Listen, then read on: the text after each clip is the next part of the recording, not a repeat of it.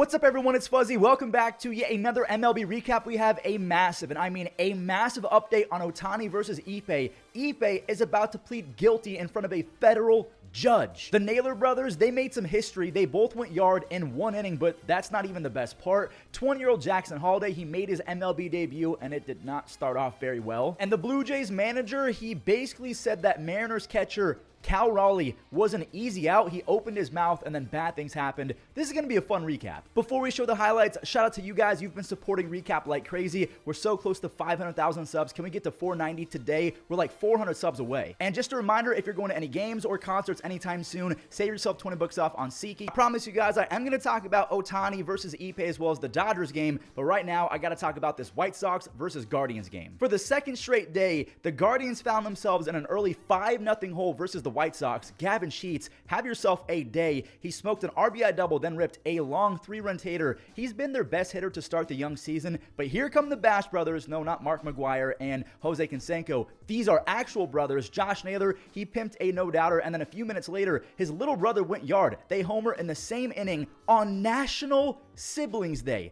Steven Kwan, he got in on the 4-base action. He launched one. Kwan is hitting .390, and he's number 1 in base hits right now with 22. He leads all of MLB. Chicago, they blew it in the 6th after hitting David Fry with the bases loaded. So it's 5-5. Clase, he was trying his best to blow the comeback. Runners at first and third, nobody out. That is massive from Brian Rocchio. He scampers to second after looking towards third to make sure the runner wasn't going home. And then Clase got Lennon Sosa to weakly ground out. We had to extras where Gavin Sheets, he went perfect again. This time on a line drive past Laureano. But remember, it's National Sibling Day. Josh Crack won the other way to tie it on a double. In steps little bro Bo. Ball game. They make history, and for the first time in 22 years, the Guardians have won the first of their 4 series to begin a season. Let's get the Dodger game out the way before we break down the Ippei versus Shohei situation. So Teoscar, he barely got his bat to that pitch, but he poked it the other way for the game's first run. That's 15 RBIs. He also has a 355 on base, which would easily set a career high if he can maintain it. This kid can flat out hit a baseball. He goes the other way, and then Buxton, he put the Twins up by 1 on a single. He was ice cold with runners in score position. He was over 33 coming into that at bat. Muncy, he found a barrel. He's going to try and muscle it out, and he does. It's tied again. Julian, he's trying to do it again like deja vu. That's some serious pop to go the other way twice in one game. In his first 119 games as a big leaguer, he has 19 home runs and a 129 OPS plus. But what has been the trend of the video? Minnesota scores, and the Dodgers answer right back. Freeman lays one down the line, and Ohtani, he's going to turn on the burners, and he's going to see if he can score all the way from first. Correa threw a seed like an absolute dot. He got him. The umpire initially missed it, but replay confirmed that Ohtani's foot got tagged before he actually scored. That was 93 miles an hour out the hand of Correa. We had some more replay action. Austin Barnes was initially called out on that double play, but it was reversed. So now Mookie gets a chance to get his team back into it, and he got under it.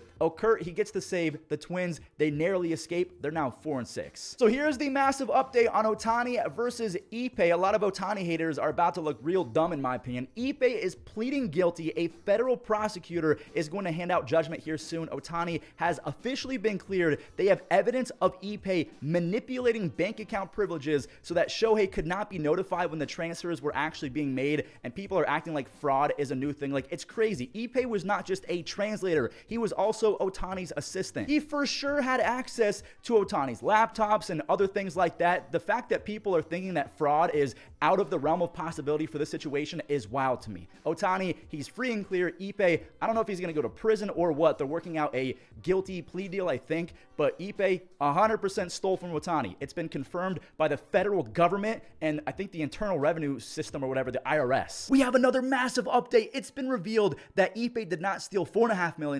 He stole more than $16 million. So he's going to be charged with bank fraud. And apparently the bank account was set up by Ippei back in 2018. And that's why he had access to the money. And when the bank would call to confirm the transfers, Ippei would pick up pretending to be Ohtani. And then let's say that he did finally win a bet. The money would go to his account. So he was directly stealing from Ohtani with an account he set up. Ippei, dude. What are you doing? 20-year-old Jackson Holliday is making his MLB debut. He's playing second wearing number 7. That's the first time any Oriole has worn number 7 since Cal Ripken Sr. The number was kind of unofficially retired, but the Ripken family said it's cool, you can wear it. Now, Jackson struck out in his first at-bat, and this sucks because this will not be used as propaganda or anything on social media by Jackson haters. So with 2 outs and Duran running, he flies around a score after Jackson could not make the play, but it was not an easy play. I'm going to cut the kid some slack. Tristan Casas, he lifted one over the monster. He got it to go. He has an all-time high power ceiling. He's 6'5", 250 with elite bat to ball skills, and that just doesn't come around very often.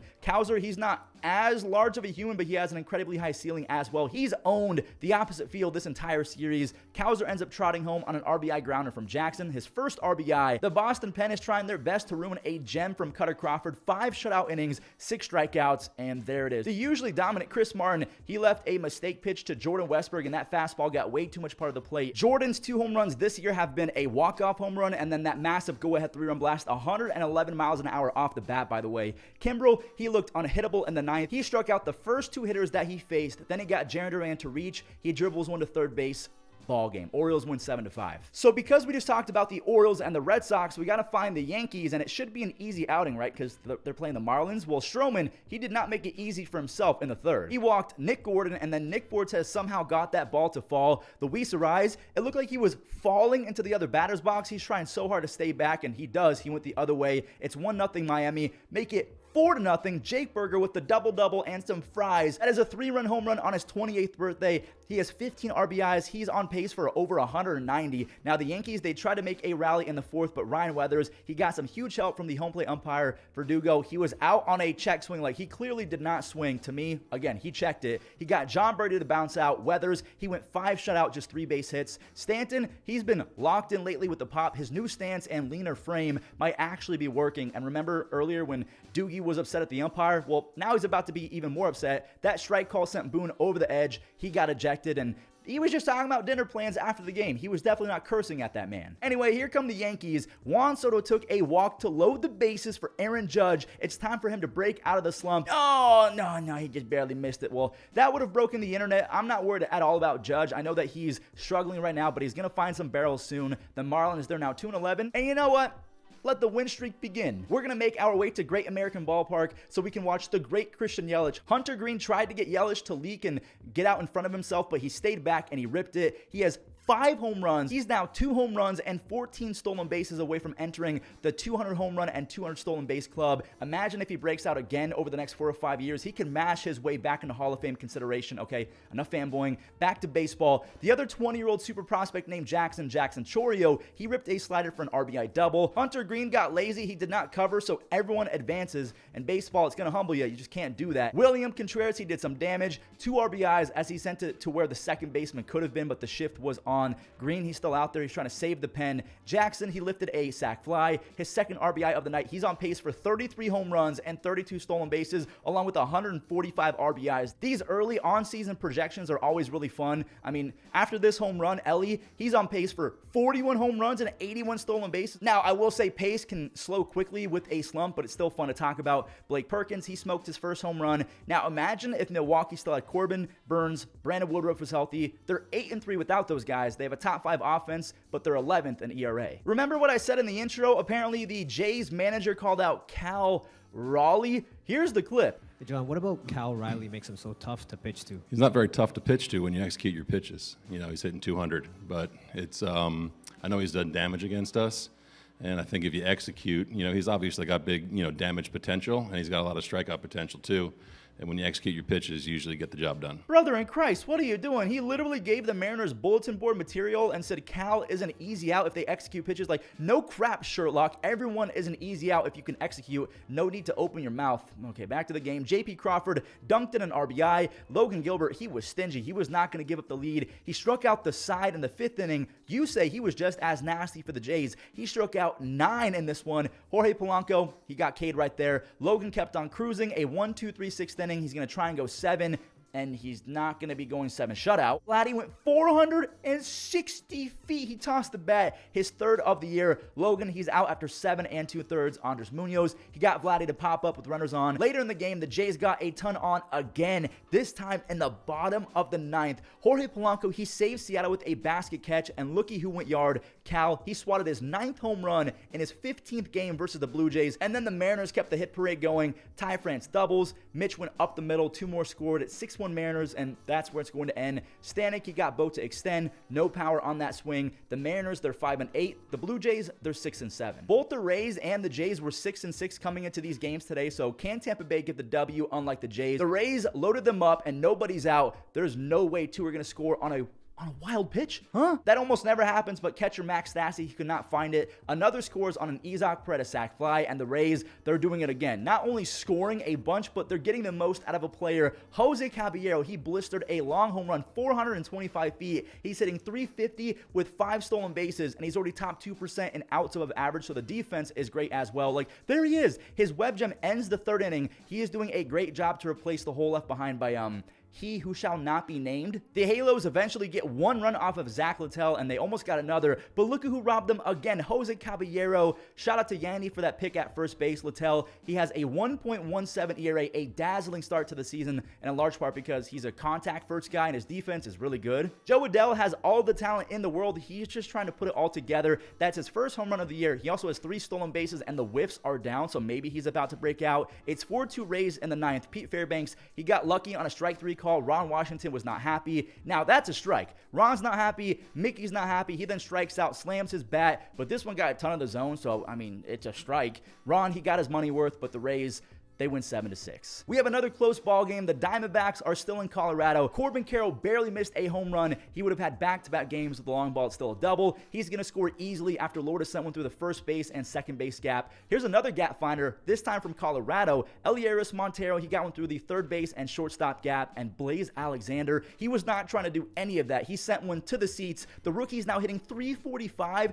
with 2 home runs. It's just his defense, it needs some work. Blaze bobbled a Brendan Rodgers ground ball, and then that happened. That's just how baseball works. The momentum, it always shifts and swings in one direction after an error. Michael Toglia, he is showing off the pop. He's up to 3 home runs. He just desperately has to find some consistency. He's hitting 160 on the year. Later in the 7th, we had another Corbin and Lourdes duo action. Corbin, he showed off the all-time speed. Like, look at them little legs go. He teleports. Lourdes with another RBI. Nolan Jones, he's going to have to turn on the jets to try and get to this baseball, but it's just out of the reach. 2 more score for Arizona. Suarez gets those 2 RBIs. Now Nolan has a chance to walk it off. He's got all of the power in the world, but that's a perfect pitch to get Nolan out in front. A lazy can of corn to end it. Nolan Jones, friend of the channel, he is struggling. He's hitting 157 with 0 home runs, but now that we just called him out, he's probably going to go on a streak. You know who isn't struggling though? The Royals offense. It is now MLB debut time for Spencer Spaghetti. Wait, it's not Spaghetti? Well, it should be Spencer Arrighetti. He struck out Michael Garcia. He looked really sharp through the first 2, but the operative words are through the first 2. Kyle Isbell, he got on. He stole second base. Bobby walked.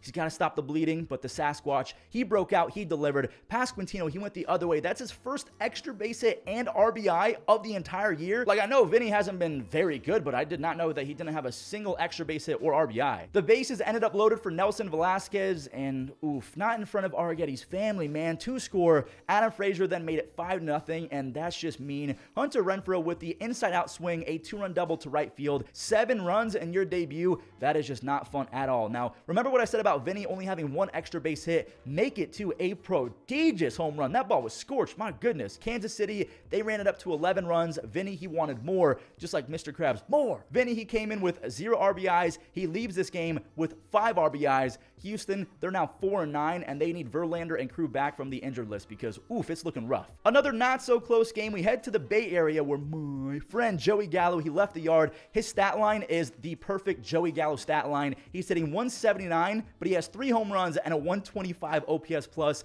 Nick Ahmed, he sent one pretty far, and that was almost one of the best catches I've ever seen. It was knocked out. Jacob Young, it would have been so sick. Tyler Fitzgerald, he knocked one home, and more runs are coming soon for the Giants because Fitz, he stole second, then he stole third. This is all with 2 outs, by the way, and CJ Abrams, he almost made a sick play, just like Young. He could not complete it. Slater, he beat it out. Flores, he grabbed 1 on a sac fly. Michael Conforto surprisingly sees the ball very, very well versus Corbin, and it's surprising because because lefty-lefty is usually tough on Michael. Then again, it's Patrick Corbin. Nick Ahmed, he's having a big day after that RBI triple. He drove in another. Tyler Fitzgerald, he got Ahmed to third, and Lamont Wade Jr. hit a squibbler to score Ahmed. Fitz tried to show off the speed one more time. He was doing a little bit too much. He got hosed at home. Now, before we show the final out, we got to tip our caps to Jordan Hicks. Who is this kid? 6 innings, just 1 run to Gallo. He's allowed 2 earned runs in 18 innings. He has a 1 ERA. So Blake Snell, Logan Webb, Jordan Hicks, Cal Harrison, Robbie Ray, Alex Cobb. That is a sick rotation if Hicks ends up sticking.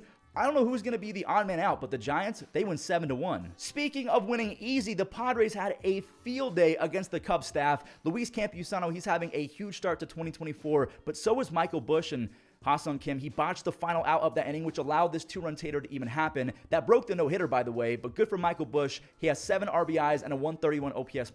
Jerkson, he's having a 6-star as well. He put the Padres back in front after Manny scored, and Profar was not done there. Gotta talk about Dylan Cease. He went 6 strong frames on just 2 base hits. He tallied 7 strikeouts along the way. Again, both of the runs were unearned. Are we back in the Crone zone? We are. Jake has 2 home runs, 12 RBI, and Profar, he's keeping pace. He's hitting .333 with 2 home runs and 10 RBIs. Just like Wade Miley, when Wade is on the Brewers, he's way better. Profar is the same thing. He's a different dude when he's on the Padres. He's actually good. Jake kept it moving. He singled in another, make it 13 RBIs. Azekar got them within 1 of double digits, and Tatis, he did his thing. He ripped a double to left center. He has a .244 BABIP, which means he's getting very unlucky, and his strikeout percentage has dropped by 10%. He has a .325 career BABIP, which means that he's going to get a whole lot luckier here soon, which all that means is prepare for Hurricane Nando. Philly is trying to get to 500 for the first time this year. They're taking on the Redbirds again. It was a foggy, rainy day. That had to have played a role in Victor Scott missing that ball. Schwarber, he trots home to score, and Alec Boehm, he's just a cheat code. This guy is quite literally the best hitter in baseball with ducks on a pond,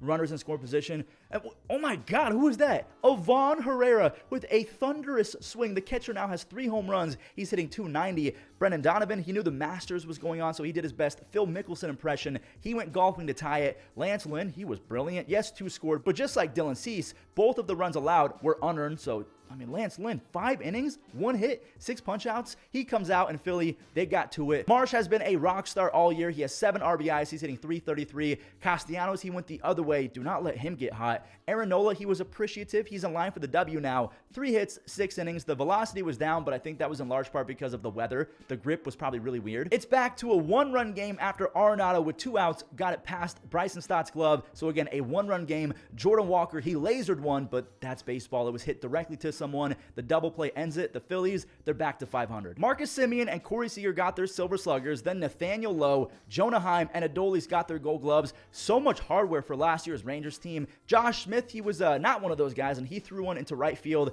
Tyler Nevin, he made it 1-0 after he smoked a single. And you know what? Good for Josh Smith. He's going to make up for his error. He hit it exactly to where he threw it. He ties it up. Josh then scores on a 2-run single from Jonah Heim, and Marcus, he jolted a pitch. And I'm not going to lie, it kind of looked like Tyler Nevin just kind of gave up on that ball, or maybe he's just an awful defender. It should be J.J. Bleday and Esteury Ruiz out there in the outfield, but I digress. Adolis is now up with the bases loaded because he has legs for arms. He's so strong. Like, not very many guys can hit it that far after completely missing a barrel. 2 more scored for Cody Bradford, who has been disgusting this year. He struck out 7 over 6 2/3. He has a 1.4 ERA over his first 3 starts. He's only allowed 2 walks, so he's going to improve to 3-0, but not before Zach Geloff showed off the Oppo pop. Geloff, he ended up being the game's final out. Rangers, they win 7-5. Sometimes all you need is a team like the A's to get you going. So that does it for today's recap. Thank you all so much for watching. If you enjoyed, do me a huge favor. It helps out the channel a lot. Hit that like button. Subscribe if you're brand new. We're getting so close to 490 and eventually 500,000. And enjoy the web gems. At you in 3 seconds. 3-2, hit to first. It's a backhanded stab by Bowers. Race to the bag, and Bowers. Bouncing ball toward the hole, cut off by Rogers. He'll get the out at first. Popped up, Encarnacion Strand. Spilling into the roll.